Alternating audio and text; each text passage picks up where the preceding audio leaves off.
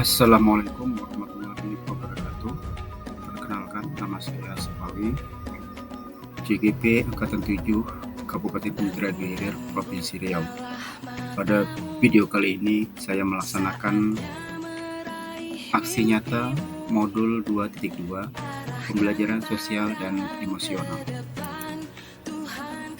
Perkenalkan, fasilitator saya yaitu Ibu Insiati, sedangkan pengajar praktek adalah Pak Kasbito. Tujuan pembelajaran khusus: membagikan pemahaman tentang implementasi pembelajaran sosial dan emosional dengan 4 indikator, yaitu pengajaran eksplisit, integrasi dalam praktek mengajar guru dan kurikulum akademik, penciptaan iklim kelas dan sekolah, dan penguatan kompetensi sosial dan emosional pendidik dan tenaga kependidikan di sekolah, dan serta merefleksikannya. Refleksi aksi nyata modul 2.2 itu menggunakan 4P: peristiwa, perasaan, pembelajaran, dan penerapan. Yang pertama, apa yang Bapak Ibu lihat dalam proses tersebut? Ini merupakan peristiwa. Yang kedua, apa yang Bapak Ibu rasakan sehubungan dengan proses yang Anda alami? Ini merupakan bagian perasaan. Yang ketiga, apa hal yang bermanfaat dari proses tersebut? Apa umpan balik yang Anda dapatkan, termasuk dalam pembelajaran? Yang keempat, apa yang ingin Anda perbaiki dan tingkatkan agar ini berdampak lebih luas, termasuk penerapan. Teks atau peristiwa. Apa yang Bapak Ibu lihat dalam proses tersebut? Pada modul 2.2, ini materi pembelajaran sosial dan emosional. Dalam modul ini banyak materi baru yang dipelajari. Di antaranya kerangka kecerdasan, pembelajaran yang berbasis kesabaran penuh, teknik stop, dan lain-lain. Sama dengan modul-modul sebelumnya, yaitu dengan alur merdeka, mulai dari alur pertama, alur mulai dari diri, menjawab 7 pertanyaan di LMS sebagai refleksi individu selama menjadi seorang pendidik. Tentunya telah mendapatkan banyak pengalaman yang mengarah pada pembelajaran sosial dan emosional. Selama menjadi pendidik, saya tentu pernah mengalami sebuah peristiwa yang dirasakan sebagai sebuah kesulitan, kekecewaan, kemunduran, atau kemalangan, yang akhirnya membantu saya bertumbuh menjadi pribadi yang lebih baik dari sebelumnya.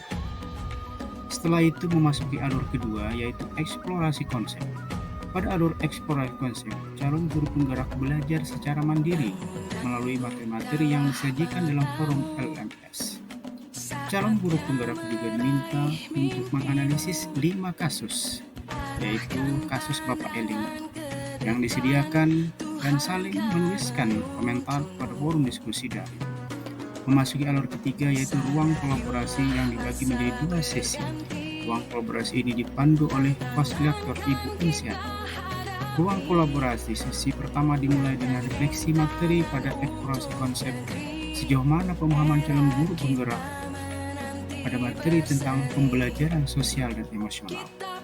Kemudian kesepakatan kelas dalam pembelajaran dan diskusi kelompok berdasarkan kelompok yang telah dibagi, yaitu mendiskusikan bagaimana pengimplementasian pembelajaran sosial dan emosional di sekolah. Dilanjutkan dengan ruang kolaborasi sesi kedua, yaitu kami calon guru penggerak melakukan presentasi hasil diskusi kelompok dengan anggota Ibu Ernita Ningsi, Pak Miswanto, dan saya sendiri Sepawi. Alur yang keempat yaitu demonstrasi kontekstual, yaitu calon guru penggerak diminta untuk membuat rencana pelaksanaan pembelajaran sosial dan emosional. Saya membuat RPP pembelajaran sosial dan emosional yang terintegrasi dalam kurikulum akademik. Selanjutnya, alur yang kelima adalah elaborasi pemahaman bersama instruktur. Selanjutnya, alur yang keenam adalah koneksi antar materi, mengaitkan materi pembelajaran sosial dan emosional dengan materi yang telah didapatkan pada modul sebelumnya. Alur yang terakhir dari alur merdeka adalah aksi nyata. Tahap berikutnya adalah feeling atau perasaan. Apa yang Bapak Ibu rasakan sehubungan dengan proses yang Anda alami? Pengalaman yang saya dapatkan selama mempelajari modul 2.2 pembelajaran sosial dan emosional, yaitu saya merasa senang dan bersemangat karena saya mendapatkan pemahaman baru yang terkait pembelajaran sosial dan emosional. Melalui modul 2.2 ini, saya mengetahui bagaimana pembelajaran sosial dan emosional sangat berpengaruh terhadap proses belajar mengajar atau PBM dan berdampak pada hasil belajar peserta didik di sekolah. Dengan mempelajari modul 2.2 ini, pembelajaran sosial dan emosional saya semakin memahami. Keterampilan sosial dan emosional murid pun perlu dilatih agar mereka siap dalam kehidupan ke depannya. Saya juga merasa tertantang untuk mencoba mengimplementasikan teori tersebut di dalam kelas ataupun sekolah saya. Tahap berikutnya adalah findings atau pembelajaran. Apa hal yang bermanfaat dari proses tersebut? Setelah saya mempelajari modul 2.2 ini, akhirnya saya bisa memahami peran pembelajaran sosial dan emosional pada keberhasilan hasil belajar peserta didik. Selain materi, metode atau strategi belajar yang baik, guru juga harus memperhatikan sisi sosial dan emosional murid agar mereka dapat belajar dengan aman dan nyaman atau well-being. Pemahaman tentang pembelajaran sosial dan emosional yang penting untuk diterapkan dalam pembelajaran di sekolah. Pembelajaran sosial dan emosional ini adalah pembelajaran yang dilakukan secara kolaboratif oleh seluruh komunitas sekolah. Proses kolaborasi ini memungkinkan murid, pendidik, dan tenaga kependidikan di sekolah memperoleh dan menerapkan pengetahuan, keterampilan, dan sikap positif mengenai aspek sosial dan emosionalnya agar dapat memahami, menghayati, dan mengelola emosi atau kesadaran diri, menetapkan dan mencapai tujuan positif atau pengelolaan diri, merasakan dan menunjukkan empati kepada orang lain atau kesadaran sosial, membangun dan mempertahankan hubungan yang positif atau keterampilan berrealisasi, dan membuat keputusan yang bertanggung jawab. Hal ini berkaitan dengan pengambilan keputusan yang bertanggung jawab. Pembelajaran sosial dan emosional dapat dilaksanakan dengan baik jika dilaksanakan secara kolaboratif, yaitu di dalam kelas, sekolah, dan juga dalam keluarga serta komunitas. Pembelajaran sosial dan emosional pada pendidik dan tenaga pendidikan dapat diperkuat dengan menjadi teladan, belajar, dan berkolaborasi. Tahap berikutnya itu yang keempat, future atau penerapan. Apa yang ingin Anda perbaiki dan tingkatkan agar ini berdampak lebih luas?